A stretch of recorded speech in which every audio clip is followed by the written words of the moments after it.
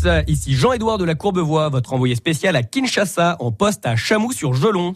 Je suis heureux de vous retrouver pour ce nouveau numéro du coup de gueule des crétins des Alpes.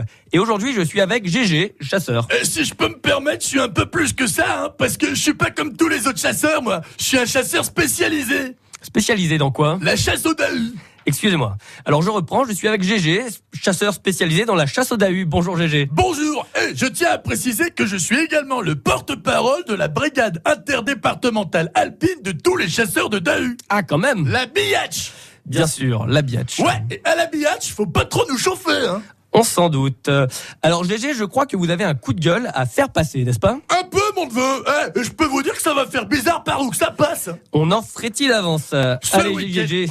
Oui, alors ce week-end, c'est la fermeture de la chasse en Savoie, vain Dieu. Alors on en a gros, nous autres. C'est n'importe quoi cette histoire, faut y arrêter.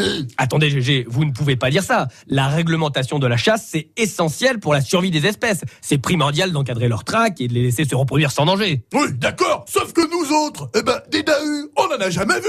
Eh oui, bien sûr. Alors la survie de l'espèce, c'est bien beau, mais on n'a jamais tué personne, nous autres. Et on nous empêche de pratiquer tranquillement notre sport. Est-ce qu'on interdit aux gens de faire du curling ou de la zumba ? Non, y a que nous, alors faut y arrêter. Oui, enfin, sport, quand même, c'est un grand mot. Non, la chasse est reconnue comme sport par l'ONF. Sauf que l'ONF est essentiellement composé de chasseurs. Ouais, alors ? Eh ben, ça ne compte pas. Si vous vous auto-proclamez sportif, c'est trop facile. Je peux vous garantir qu'il n'y a rien de facile dans la chasse au dahu, hein. Et puis, le vin est bien reconnu bon pour la santé par les syndicats des vignerons. Et personne s'est jamais plaint, hein. Mais attendez, à la chasse, il n'y a personne qui court. Si, le gibier. Mais vous, à la chasse au dahu, vous n'en avez jamais vu du gibier. Non. Alors il n'y a personne qui court, on est d'accord. Si, le gibier, mais vous êtes con, c'est moi. J'ai bien une petite idée de la réponse, mais ça ne va pas vous plaire. Va Dieu, mais c'est quand même pas de notre faute si on en a jamais vu des dahus, nous autres. Alors, c'est bien qu'ils doivent gambader quelque part, j'y invente pas ça quand même, j'ai raison ou j'ai raison ? Oui, vous avez raison. Bon.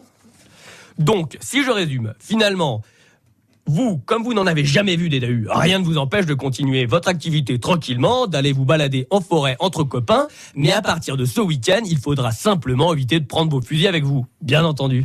Mais nous, on n'en prend jamais des fusils, hein. Ah bon ? Non, on a trop peur de se blesser. Mais vous utilisez quoi alors, pour chasser ? Rien, on part juste avec des tenues de camouflage, quelques potes et 2 ou 3 canons de blanc par personne.